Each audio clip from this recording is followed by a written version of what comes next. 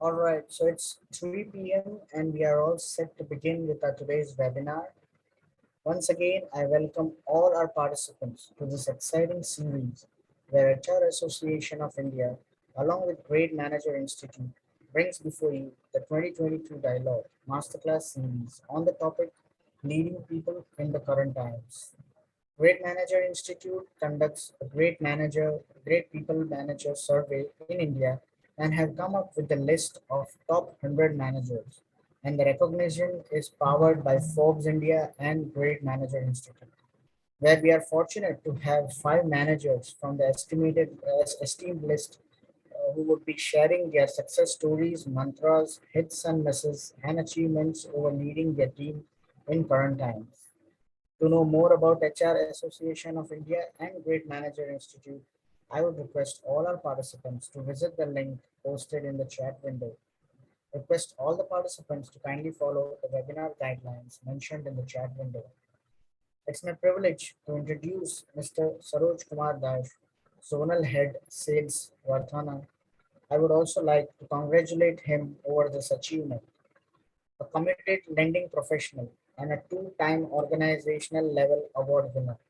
Saroj Kumar Das has over 16 years of diverse corporate experience in the field of retail assets and lending. His core strength lies in his flexibility to work across functions using his people leadership skills. Dash has played a great key role in setting up business processes and policies to drive growth. You can also follow him on LinkedIn. The link for the same has been shared on the chat window. Once again, congratulations, Mr. Saroj, and we are extremely excited to have you here. Over to you. Thank you. Thank you so much, Faisal. A very good afternoon to everyone. And I'm humbled to have got this opportunity to interact with all the participants present in this session. In this session, I would like to share some of my experiences. I would not go in depth into the subject as such, but I would like to share most of my experiences and what methodology have I followed, and I will try to correlate that with my experience. I'll just share my screen. I hope my screen is visible to everyone. Yes, it's visible. Yeah. So leading people in current times. Now, leading people in current times, why is this so important? We have seen the pandemic hit us and the impact that it has on our lives in the last 2 years. And we got used to working from home. Work from home became a norm, and we started working from home. Now, how have things changed? Now, after the pandemic, post-pandemic, companies have started asking employees to come to office and start working. And what is the impact it has on our lives? So I'll show you a few numbers to start with. And I quit. Now, I quit. All of you must have heard this statement frequently in the last couple of months. A lot has been spoken about the great resignation, and I'm sure all of you have experienced the same. I do not wish to talk about the great resignation in detail, but I would like to share a few numbers which relate to this great resignation. Now, this is a quitters market. If you look at this numbers, this is now the statistics are from the US Bureau of Labor Statistics, and these numbers pertain to US as a market. Now, what this graph shows is in 2019, the numbers were the number of resignations or the attrition was 34.87 lakhs. Whereas in 2021, this number has jumped to 44.03 lakhs.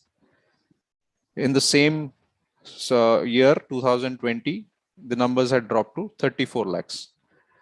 Now, the reason for this has been in 2020, there was a pandemic. People were worried about their jobs, their financial security. So the attritions were less. People were comfortable working from home. They had the flexibility to manage their office work and also their home. So the number of resignations were less during that time, and mostly because of the financial security which they were looking for. But if you look at the numbers here, where the numbers have started peaking post April 2021, the numbers have started peaking and it has shot up to 44 lakhs in, this is for December 2021, right? Now a similar number in India.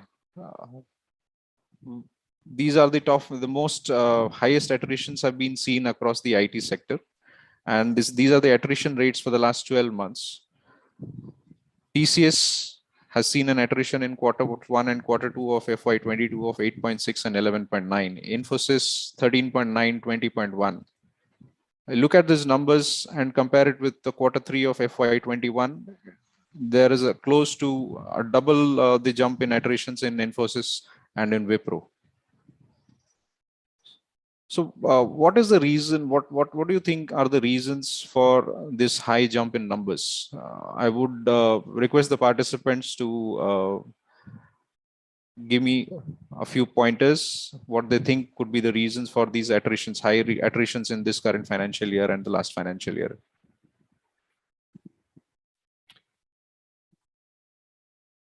Uh, Faisal, is the chat window enabled? Yes, yes, it's enabled. Okay.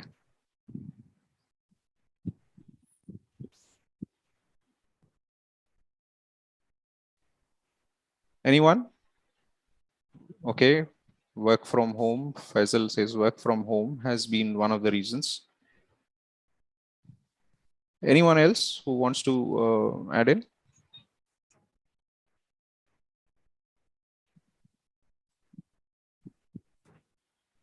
Flexibility. Forum says flexibility.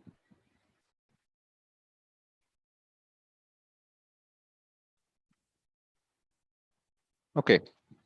Agree with work from home. Shubham says agree with work from home. Okay. Let us see what are some of the reasons which people have given and what employees feel and why are they resigning. Now, this is a survey done by McKinsey. This survey puts employees and employers the same set of questions, and the output of this survey shows that this most important and somewhat important, this particular section has certain pointers which is very important for the employees, and that has been one of the most important reasons or important pointers which employees think and is more valuable to them. Most of the time we think that uh, if an employee is leaving, he would be getting a higher salary or probably a higher promotion. Because of that, he is leaving. And in today's scenario, if you look at it, valued by manager has been rated as the most by the employees. It's most important for an employee to be valued by a manager and valued by an organization. A sense of belonging, again, is a very important factor for the employees. Whereas for the organization, the value by manager and valued by organization don't stand, is not given that importance. If you look at the employer segment, looking for a better job, inadequate compensation, as I said, if a guy is leaving, is an employee is leaving, it would be because of a higher pay package or probably because he's getting a promotion elsewhere. That is not the case. What has been rated high by most of the employees is being valued by manager, sense of belonging, valued by organization, having caring and trusting teammates, potential for advancement, flexible work schedule, as some of you said, work from home, flexibility, unmanageable workload is somewhat important, feeling engaged by work, and care for family. Now, this care for family has become more important post the pandemic. We have seen some bad times. Some of the families have lost their close to one loved ones. So this becomes important. Having some amount of empathy for the employees is very important for them to be connected to the organization. If I have to summarize all these points, valued by manager, valued by organization, sense of belonging, potential for advancement, into three heads, I would put that as a 3R concept. which is respect, which comes first. If you look at valued by manager and valued by organization, I would say it is respect, right? A sense of belonging. Next R would be a recognition. When you recognize a employee, it doesn't necessarily has to be a promotion. It could be a simple pat on the back of that particular employee in front of the entire staff. That itself is an appreciation or a recognition for that particular employee for performing well. And third would be the reward. Reward doesn't necessarily mean that it has to be an increment in the salary or a good bonus or a good rating. Reward could be as simple as taking that employee out for a dinner, having a chat with him, not on work, but everything else. You can talk to him as a friend. That itself could be a reward for him, right? So respect is most important. I feel that recognition and reward follow respect. If you are able to give respect to an employee, he will have a sense of belonging and he will connect with the manager, and that motivates him to work better and more efficiently, which ultimately leads to his recognition and reward. Most of the time as managers, we forget to recognize an employee of ours or a subordinate of ours when he does something good. We are the first one to shout at him or tell him that he's not doing something wrong. But when he's doing something right, we don't acknowledge that, and we don't acknowledge that in person and also in front of his colleagues. It is very, very important that we acknowledge the right thing that he does and also recognize him in front of seniors as well as his peers that he has done something good. That itself is a recognition. Giving a trophy or a certificate every month may not add value to him, but uh, patting him on the back in front of everyone would definitely add to his morale. Now, this is something which I practice. I call this love talk. Let me explain to you. I'll tell you a story alongside this. Now, what is love talk? The L stands for listen. Listen with empathy. Don't judge them. So many times when we speak to our employees, and mostly that discussion or the interaction with that employee happens on a one-to-one at the time of appraisals or when the employee is leaving, right? We call it an exit interview. Why do we need to go to that point where the employee is leaving and then we sit down to talk to him? Or why does it have to be in that way that we speak to him only when an appraisal is due or only when he's doing something wrong? Mostly that is the time when, as a sales person, mostly that is the time when most of the people do that engagement with the employee. I call this a stay interview, right? What is a stay interview? It is something opposite to an exit interview. Exit interviews is only done when at the time of employee leaving, asking a few basic questions. Are you going somewhere else? Are you getting a higher salary? Are you getting a higher package? Or are you getting a promotion? And why do you want to leave the company? There are some standard questions which we ask employees, and that's it. When I do a stay interview, I interact with each and every reportee of mine, which in each and every L1 or L2, whatever you call them, all the employees reporting into me on a one-to-one basis. And I do this intermittently as and when it is needed, right? Why do I do this?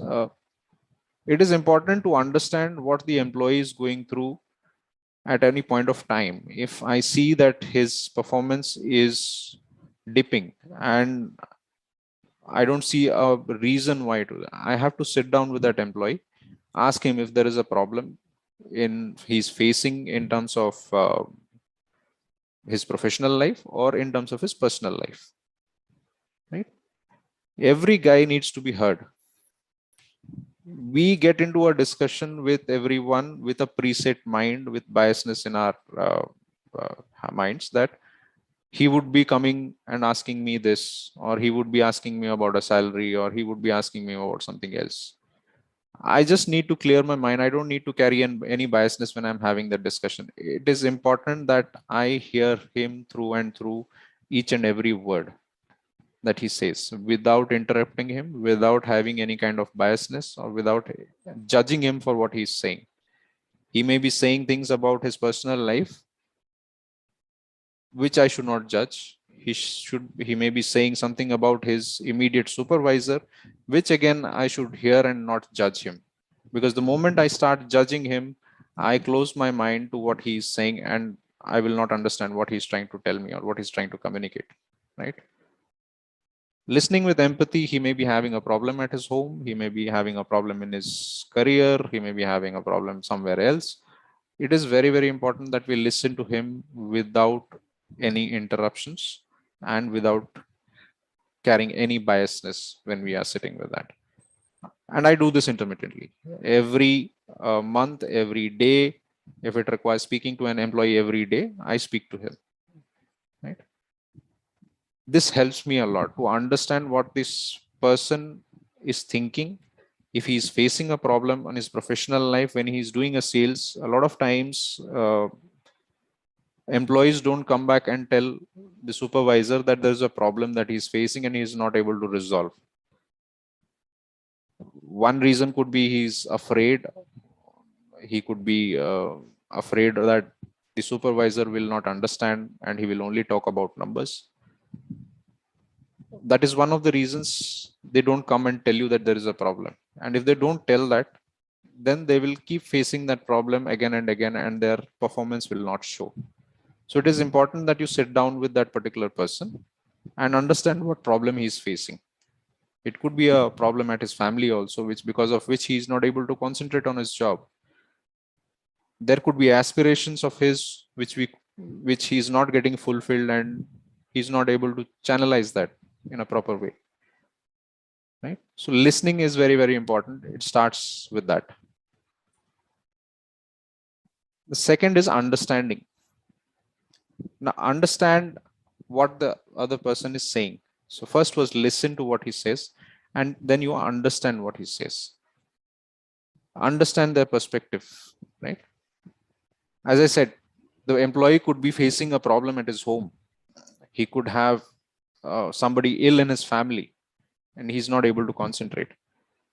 There could be a requirement of financial requirement which he would have, which he's not able to fulfill. And typically this kind of requirement has come during the pandemic, where employees have lost jobs. Some of have got salary cuts and they were not able to sustain. People were ill. There could be n number of reasons. When we listen completely to them and understand their perspective, again, I would like to repeat here that we should not judge them for what is there.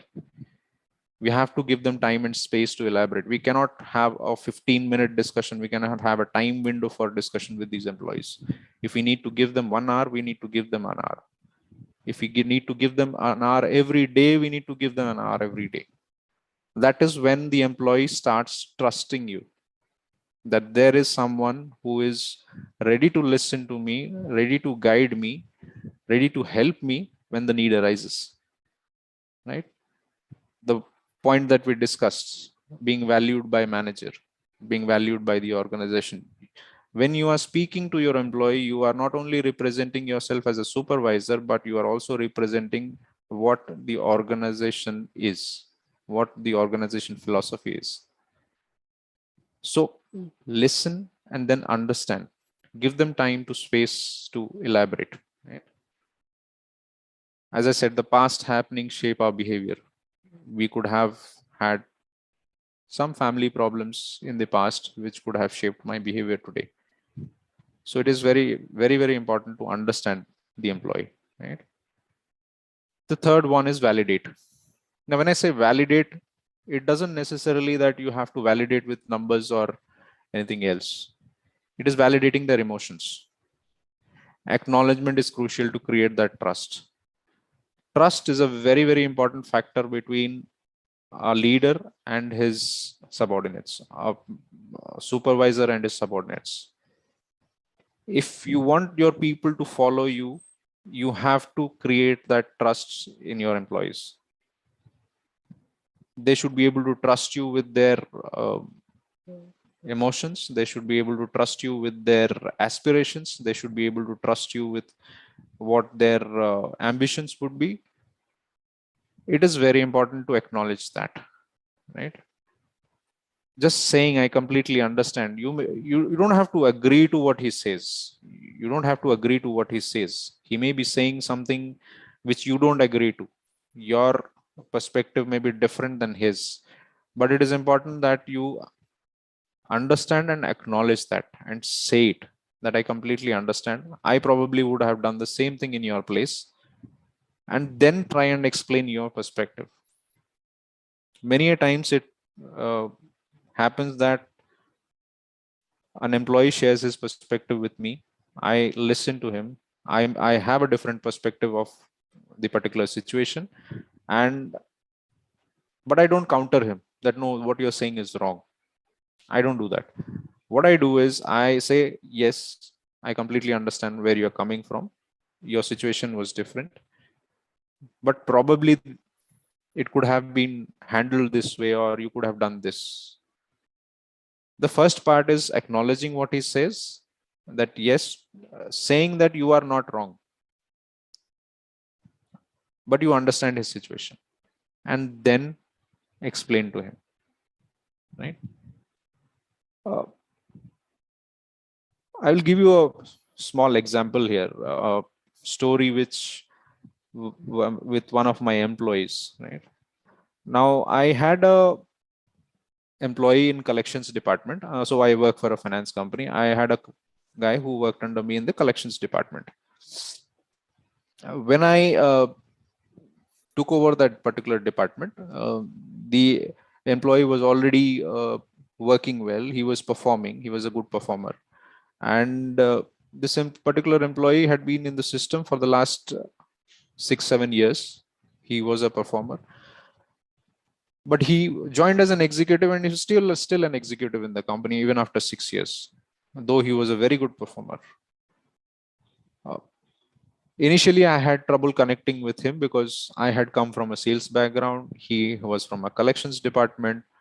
So normally he thought, what value will he add coming from sales into collections, right? Uh, so I sat down with him. I tried to, as I said, listen to him about his past experiences in the last 6 years in the organization.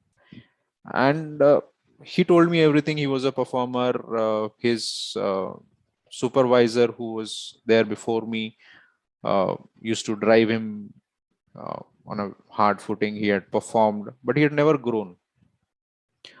What he did not realize was he had not grown because he didn't have an educational qualification. He was just a 12th pass. That particular qualification was limiting his growth, and his earlier supervisor had not taken that effort to make him realize that it is because he was not a graduate, he was not able to grow. He had his aspirations. He wanted to become an assistant manager or a manager on some day, right? But he was not able to reach there. He was a performer, his numbers were speaking for him, but then he was not growing. Post this interaction with him, I realized that it is his aspirations which is making him get frustrated. It is not his performance. It is not that he is not able to do his job properly. It is his aspirations to become an assistant manager or a manager which is hindering his behavior and somewhere his performance. That 1.5 hours of discussion with him, I first listened to him, made him understand that it is important that you become a graduate and you will flourish after that, right? He had got a job offer, right? When I joined, he had got a job offer from his ex-supervisor at a higher salary, but the work was same. So in terms of a role, he was not growing. In terms of salary, he was growing. But the earlier supervisor had not taken that effort to guide him, right? This guy rejected that offer and stayed back in the organization under me for the simple fact that, and he acknowledged that fact, that even after 6 years of working, no supervisor of his had guided him towards this particular goal. He left that salary hike which he was getting in the other organization. He was getting a higher designation there, but he didn't go. He stayed back in the organization despite the fact that I was not offering anything in return except for guiding him, right? He continued working with me. He enrolled himself in a college, night college, used to work in the day in the office and used to attend classes in the night. In 2 years, every year when he used to go and attend the exams and post the exam result declaration, he would come back to me. He would call me and say that, sir, I have got my results. I have passed. Every year he does that. He's completing his graduation this year, and this started off 2 years back. So he's completing graduation this year. He's no longer with the organization. He has left the organization, become an assistant manager in a different organization at a higher salary. But till today, he gives me a call on the day the results are declared, right? I did nothing for him except for guiding him in the right direction, which was hindering his performance. That was making him a graduate, and that is all my contribution was there for him. He performed when till the time he was in the organization. He performed very well, got incentives, got very good bonuses, won contests, got recognition, got certificates. He got everything. The only thing which was missing in all this was the respect which he wanted, was the guidance which he wanted. I just gave him two things: respect and guidance. The rest, recognition and reward, automatically came to him, right? I call this career parenting. And I use this a lot of time. I have been uh, in the last 18 years of my career. I had work across multiple departments, multiple products, and this career parenting that I say, I call it career parenting. I do it with each and every employee. It is similar to how we treat our children at home, right? Uh, when we have children at home whom we guide every day, that this is right, this is wrong, you should be doing this, you should be, this is how you should be doing it. An employee in your organization is no different from the child at home, right? What you do with your child at home is you guide him, you pamper him, you listen to him all the time, to all that he says, acknowledge that. When he does something good, you applaud him, you give him, shower him with love and everything. It is similar to that. An employee is like a child in your house. What you do with your children at home is what you should do with your employees as well. Everybody wants respect, be it a small child or be it a experienced guy in your team. Everybody deserves that respect, irrespective of whether he's executive in your company or lower down the rung, or he's vice president in your company. Each and every person in the organization deserves the respect at whatever level they be. So most important part of any employee's development is the growth in his career. That's what an employee looks at. Normally we don't focus on that. In a sales team environment, we say you give the carrot or the stick, right? Most salespeople follow that stick methodology. There you shout at people, you load them with targets. You call them every day in the morning and every day in the evening to find out where he is, what is he doing. So for me, it doesn't work. Uh, I don't use the stick most often. I use the carrot, and the carrot is not a reward, not a increment, not a bonus, not an incentive, but the carrot is the growth in career, and that only happens when you are able to sit with that particular employee, guide him towards a particular goal that you set for him. What I call career parenting again. I do it for my child also. So when I do it for children, when we do it for our children, we set a goal that you have to become a doctor, you have to become an engineer, or you have to become an artist, and we set a path for them. It is what you do with your employees also. You set a goal for them in their career where they have to reach, and how they reach that is where you come in as a mentor.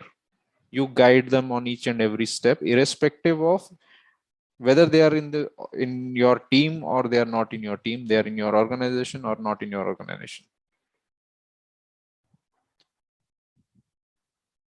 If you can establish that trust with that employee, I'm sure that employee will value that trust and that guidance more than the salary that he is receiving elsewhere, and he will stick to you. He will stick with the organization. We miss out on this basic uh, part a lot of times, that we don't train the employee enough. We don't give him the proper guidance and expect him to deliver. Delivery is important, numbers are important, targets are important, but how does he deliver that? Does he have the adequate knowledge, the guidance to deliver that? If no, most of the time it's a no. No employee of yours will be 100% knowledgeable to reach that particular goal. You have to hold his hand if required be. Tell him that this is your goal and this is how you reach. You come back to me every time you find uh, you face a problem or you hit a bottleneck. Please come back to me. I'm there for you. I'll guide you. This uh, this helps them in helps in establishing the trust which the employee has. Right? You have to show them empathy. You have to build the trust in the team for them to share their aspirations, and you have to become a guide or a mentor in fulfilling those aspirations. So post that love talk, what I do is I do this: define the path, create a clear goal based on their aspirations and interests. In that story that I told you, what I defined for that particular employee was the clear goal which I set for him was completing his graduation. That was the clear goal for him. He was a performer, he was doing well. But what was limiting his growth was he was an undergraduate. So the clear goal for him was getting a graduation completed, right? And it was linked to his aspirations, it was linked to his interests. He wanted a career growth, he wanted to become a manager someday, and that's everybody's aspirations. Each and every employee who joins a company looks at growing inside the company, but how he grows, how he reaches that place is up to the leader to determine, right? Most of the time what we see is as managers we forget that my employee would have a need for training. It need not be a functional training or the work that he does, training on the work that he does. It could be a soft skill training. It could be a training which would help him uh, go into some other department where he would have a strength. Today, he may be doing a work out of compulsion also, because he would need a job, he would need to take care of his family, he would need financial security, so he's doing that job. But that is not where his strength lies. His strength lies somewhere else. I need to, as a manager, as a leader, I need to identify that strength and make him work towards achieving that strength, using that strength to go to a different department or where his interest lies.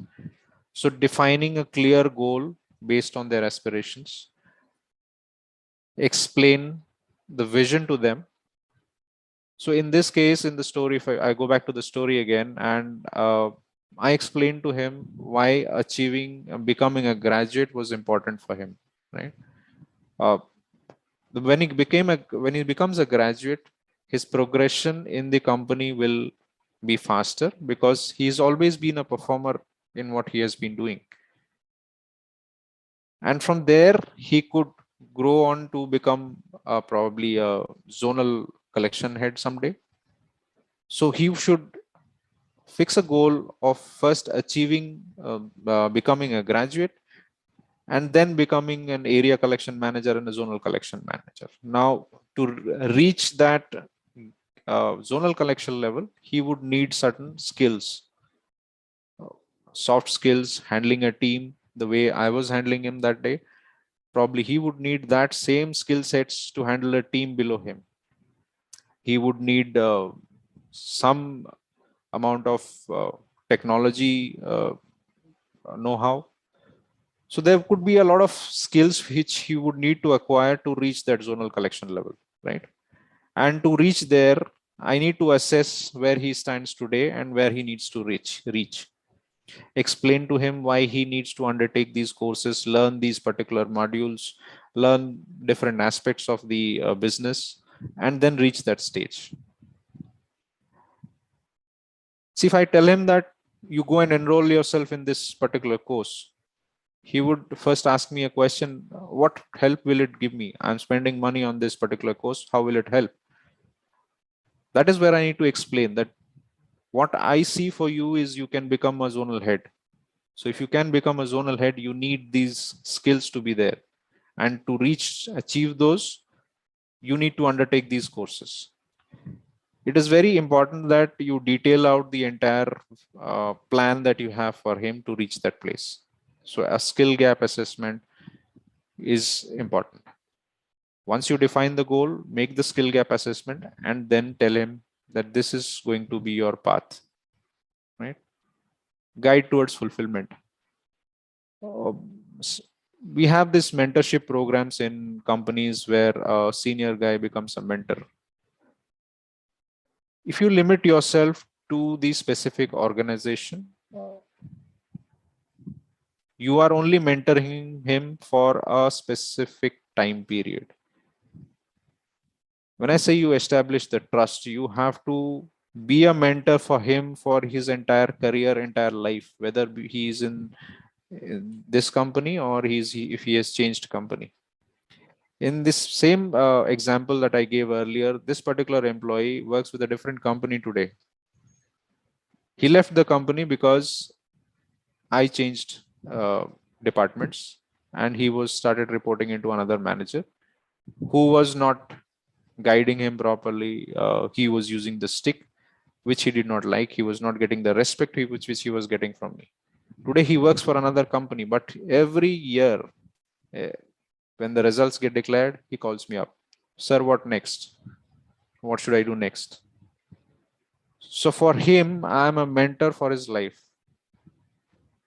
If he has to apply for a job, he calls me and asks me, sir, I have applied for this job. I want to change jobs. As a mentor, it is my responsibility to guide him on if it is good for him or bad for him. You have to be transparent enough to put all the perspectives in place, what is good, what is bad, and then let him decide. You don't decide for him. It is he has to decide. But then as a mentor, it is your duty to put all the perspectives in front of him, right? And it helps a person to decide when he has somebody senior guiding him towards that, right? One of my employees asked me,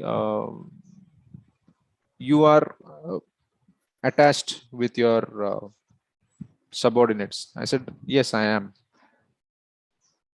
How does it help? It helps in creating the trust, in creating the team, building the team. Trust is the first step in building a team. If your team trusts you, they will not leave you and go to a different organization, even if they are getting a higher salary. And at least that has been my experience with the team I have worked. Till the time they are working under me,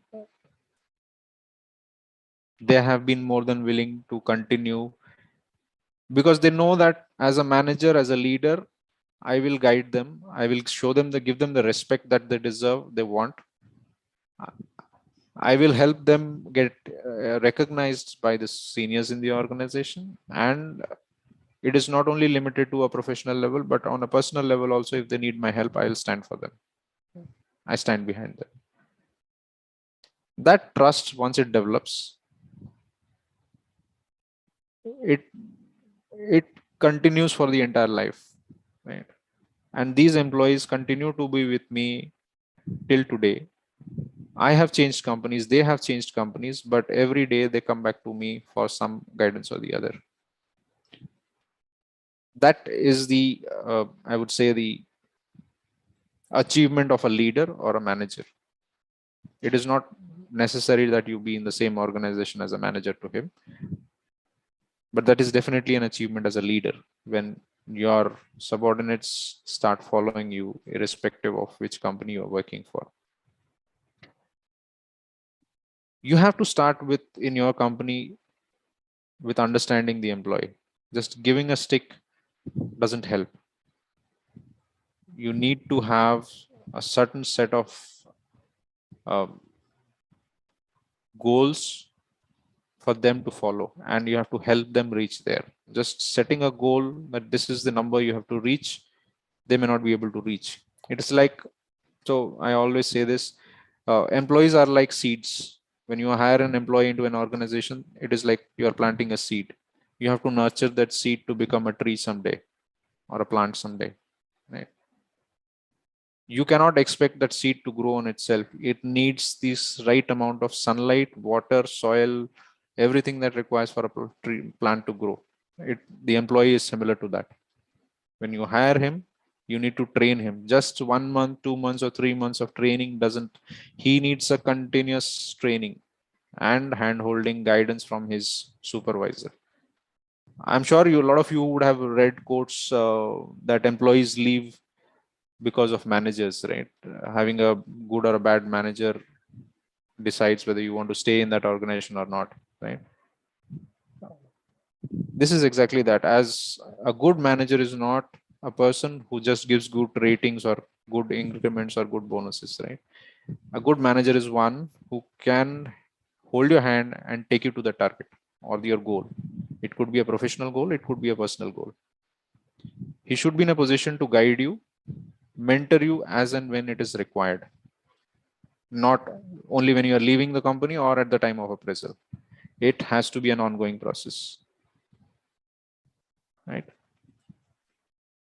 A small anecdote for you, right? According to your job history, you were an Egyptian pharaoh in the past life. Have you updated your leadership skills since then? We tend to go into set norms that this is how you need to handle an employee, this is how you need to handle your team. But as managers, we have to realize that every individual is different. Every individual has a different set of skill sets, has different strengths and different weaknesses. We should be in a position to assess those strengths and weaknesses and guide them towards that. Use their strengths to their advantage towards the fulfillment of their goals, their strengths, their aspirations. That is what a leader's job is. A leader's job is not only to follow numbers, but a leader's job is to make the team self-sufficient in all respects so that they can achieve their goals and yours too, right? I would want to leave you with this framework which I talked about. Listen, love, and then define. Listen, understand, validate, define, explain, and guide. Right. Thank you. I would I have shared my experiences, one of my experiences, and I'm happy to share more if the participants want to ask me any questions or want more stories to be shared. I have a few more up my sleeve I can share with you.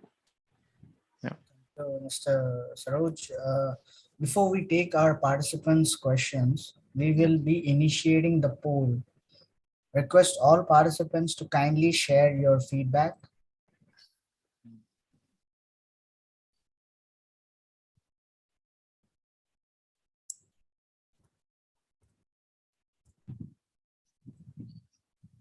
While doing so, request all participants to kindly post their questions in the chat window.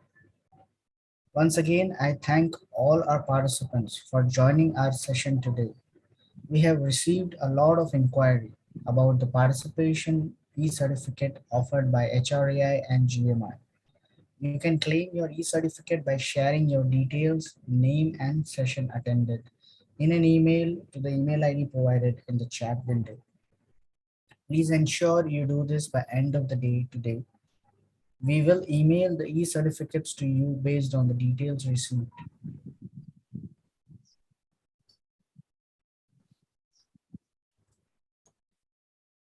So, Mr. Saroj, we have received some of the questions from the registrations. So, I'll sure. just.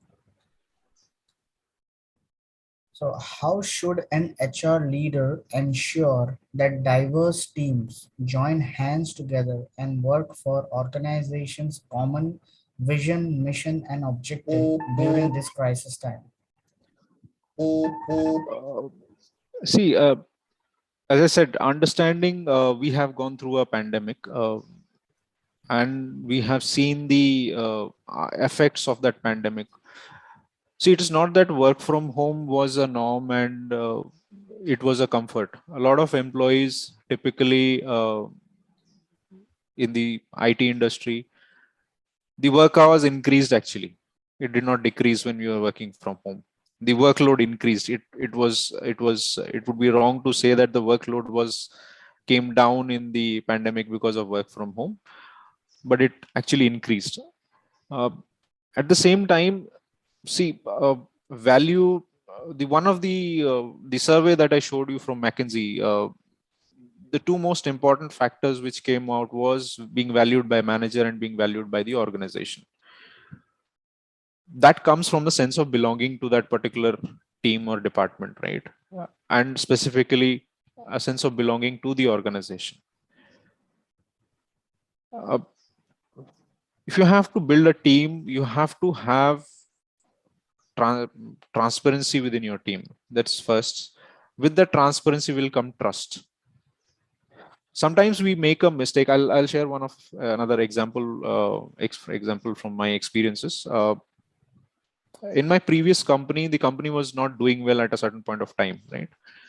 And our team management, we knew about the situation, but every time there was a town hall meeting, the senior person in our company used to say that everything is good, some things will fall in place, it's a matter of another month or another 2 months. People knew there was something wrong, right? And my team came to me and asked me, sir, this is what they are saying, should we start looking for another job, because if otherwise we will lose our jobs, if the company shuts down we'll lose our jobs. It was, as a manager, as a leader, it is my responsibility to give them the exact situation that the company is right now, rather than hiding facts. I give them a clear picture that this is where the company stands today. This is the perspectives, these are the perspectives which I have, these are my own perspectives. You may have certain other perspectives about whether the company is going to revive or it is not going to revive. But this is where we stand today. It is important that you have that transparency and you again guide them. See, if somebody has a family obligation, it is our responsibility to acknowledge that and give him the right guidance rather than being selfish and tell them, no, no, everything is right, you stay with us. If you give them a transparent picture, they will trust you. And when they trust you, they not only trust you as an individual, they trust you with their careers, they trust you with their life, personal lives as well, their financial security. They are entrusting a lot of things into your hands. And it is important that we keep up with that trust that they have instilled in us. In this current times, post pandemic, there has been a massive shift in our work life balance, right? Uh, you had got used to the work from home where we were juggling between office and home affairs, right? Uh, Again, we are being asked to come back to office. We should not enforce this as a norm. As per that's my personal opinion. We should not enforce this as a norm. We can have flexible working hours. See, no employee, I would say, everybody on this call and probably most of the employees would not want every day to sit at home, right, and work, because the workload is much higher than what it was when we were working from office, right? But then we need to give them that flexibility. A lot of people have lost their loved ones. Probably somebody had a support system at home when he was pre-pandemic, and today he doesn't have that. We need to acknowledge that fact, that there may be a special needs child at home, there may be a old age parent at home who is struggling post the pandemic because of illness. We need to acknowledge those facts for those employees. As far as cross functional teams are concerned, we need to put them together. And as I said, the first step in building that team, whether it's a cross functional team, so in typically in every company there's different departments, right? And what we see is every department works in its own silo, right, in its own uh, shell. They don't interact. When you bring them together, each member from one member from each team, and we bring them together, there it is chaos. It is like, it is the same situation when you are hiring new employees. Everybody comes with a different baggage, everybody comes with a different mindset, everybody has their own strengths and weaknesses. You are putting them together. The first step is to create that trust in the leader, in the manager who is managing that team. For that, you need to understand their perspective, listen to them and understand their perspective as to what they have been doing and how it will gel with the current team's goals. When I'm bringing cross people from different departments and putting them together, I have a one set of goals which I have to achieve. The reason why I'm doing that. Now, if I have to achieve that, I have to use the strengths of each member, right? Some member may have a problem at home. As a manager, it is important for me not to differentiate between the team members, but consider them as one team and be prepared to listen in each and every member, give them the time, listen to them, understand, identify the problem or identify the concern areas and address those. Not wait for that employee to leave the company and then we do an exit interview and do a formality of asking questions. If that problem is addressed then and there, I think the performance of each and every team member will improve, because one team member going down will affect the other team members. Absolutely, absolutely. Very beautifully answered, Mr. Saroj. So we're looking at the time constraints. We will just go with one more question. Sure. Uh, what challenges leaders all over the world are facing during the current times with respect to leading their own team and coordination? How, according to you, we can cope with them? See, I can share from my experience with my team members. So, biggest challenge for a leader is to hold the team together post pandemic, and because, as I said, people now want to have a flexibility in working time, right? Uh, People are leaving for toxic cultures in organizations. People are leaving because of work life balance, because of unflexible work environments. Much most important is post pandemic, we have been enforcing uh, compulsory coming to office without realizing what a person would be going through at home also. Having that flexibility, but first and foremost is understanding that particular employee's situation, giving him that respect. See, a lot of attritions which has happened in the current post pandemic, what I have experienced is mostly because people have not been able to perform during that pandemic period, typically in the sales organizations, where sales is the most critical aspect of it. I think sales is critical in every company, but in lending institutions, in banks, it is more critical because you have to go out into the field, meet clients, and do that. During the pandemic, that went to a complete full stop, right? So their performances were not there. When their performances were not there, and post pandemic, when we want to put them back into the field, we ask them to go out, they are having that difficulty, challenges, because a lot of things has changed in how we used to approach clients pre pandemic and post pandemic, right? We need to be careful about the employee as well. Just pushing him that you go to this client, you go to that client, we have started to give not the carrots but the sticks to the employees, doesn't help that way, because they feel disrespected at some point of time. They come back to you for skill enhancements, they come back to you with their aspirations. We are not able to fulfill them because we are trying to bridge that gap. What we have lost in the last 2 years, we are trying to achieve that in the next 6 months or 1 year. It is not possible. What you have lost is already lost. You cannot uh, put that number that you have lost in the last 2 years in the current year and say that you have to perform 3 times that. It is not humanly possible for any employee, right? So today we have moved from, in specifically in the banking sector, we have moved from a physical environment to a more digital approach, right? Not all my employees are digital savvy.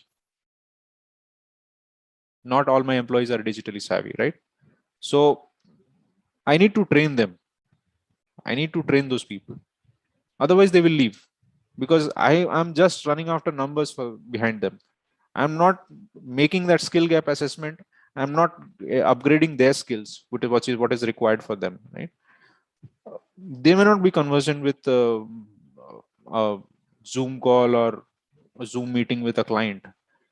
They may not be conversant with APIs. What are APIs? They don't understand. A ground level staff, probably ground level person, would not understand what an API is. He would not understand how an app works, how an app is designed, why a particular field is compulsory, what help, how does it help, why is it important to get a KYC documentation done. A lot of things they need to be trained. Today we do everything on an application or a SaaS based web browser, right? My sales guy in the front is not, may not be capable to do that. I have to bring up that capability. If I don't address that, then the team will not stay because you are not bridging that gap within that target that you have set and the skills that they have. That um, gap needs to be bridged, right?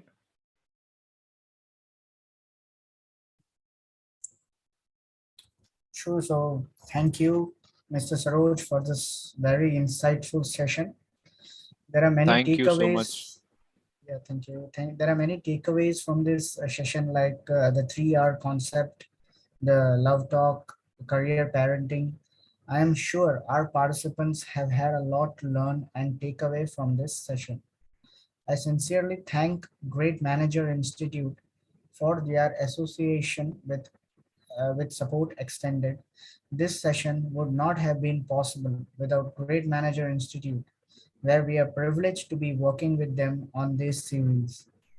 Though we all know about Great Manager Institute, I would want to welcome Ms. Anokhi Gamre, Business Development Analyst, Great Manager Institute, to talk more about Great Manager Institute. Well, thank you so much, Faisal. Good afternoon, everyone. Firstly, I'd like to thank Mr. Saroj for this wonderful session. It was indeed an informative and insightful session. So thank you so much, Mr. Saroj. Uh, Today, I'll be giving you a brief overview about Great Manager Institute and about our offerings as well. Also, sorry, I'm not able to switch on my camera since yesterday. Apologies for that. Allow me to share my screen.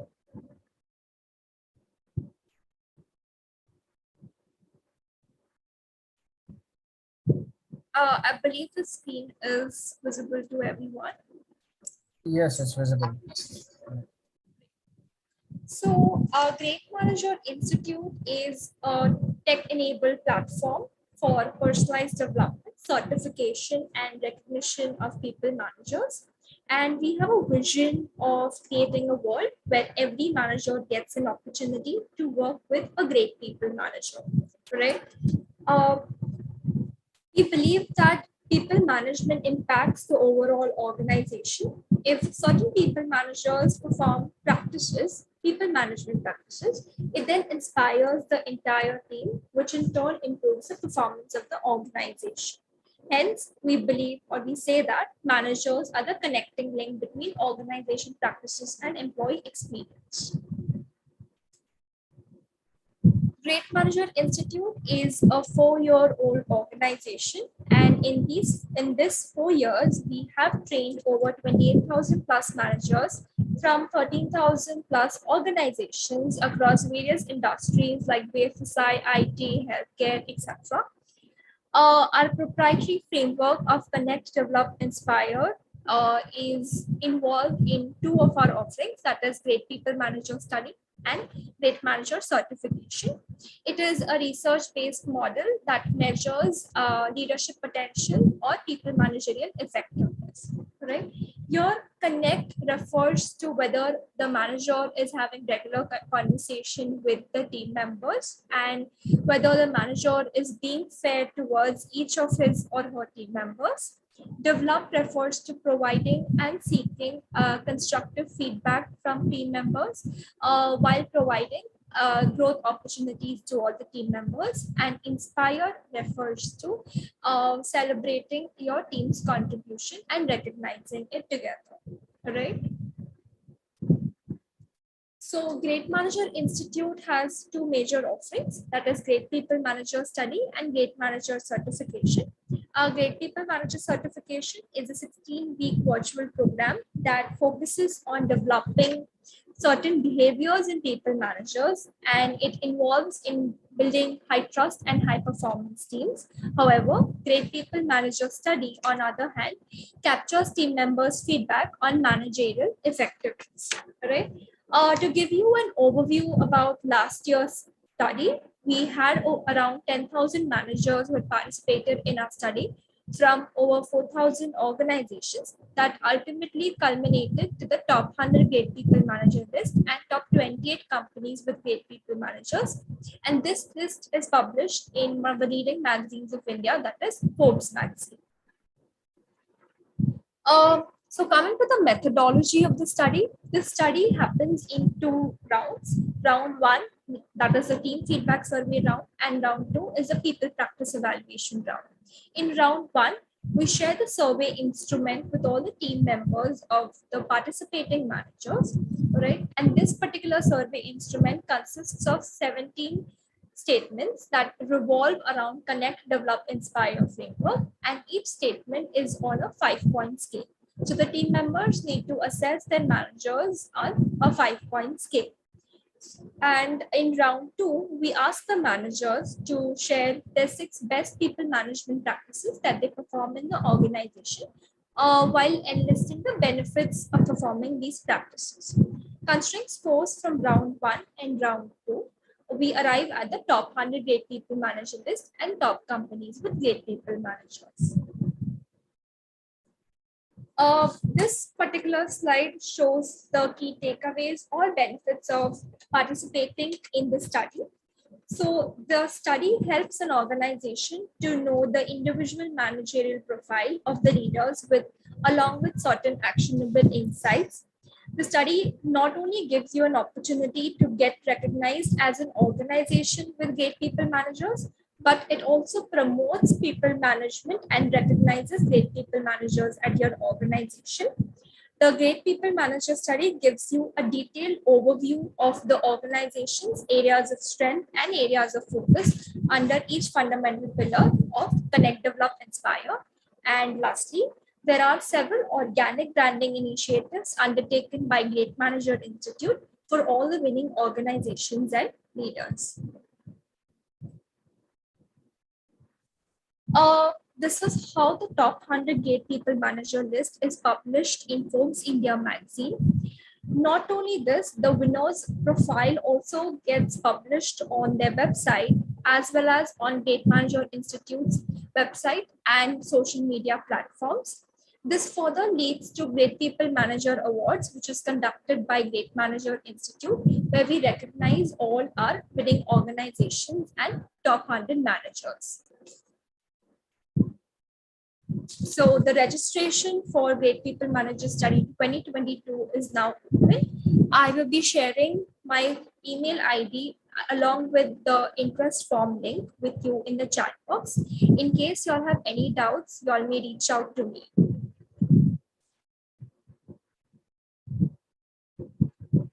Any doubts as such that anybody has as of now?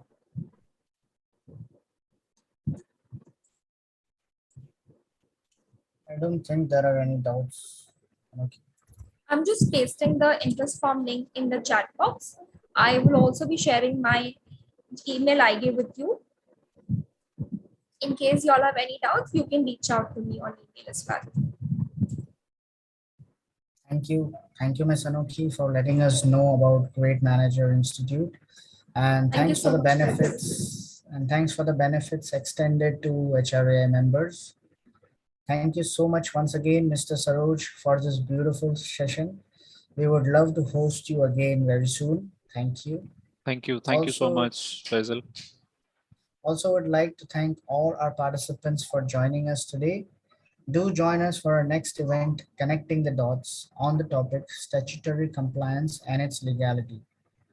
That's it from our today's webinar. Hope to see you soon. Stay safe, take care, and bye for now. Thank you, Mrs. Saroj. Thank you. Thank you, everyone. Thank you. Thank you, Anuti. Bye.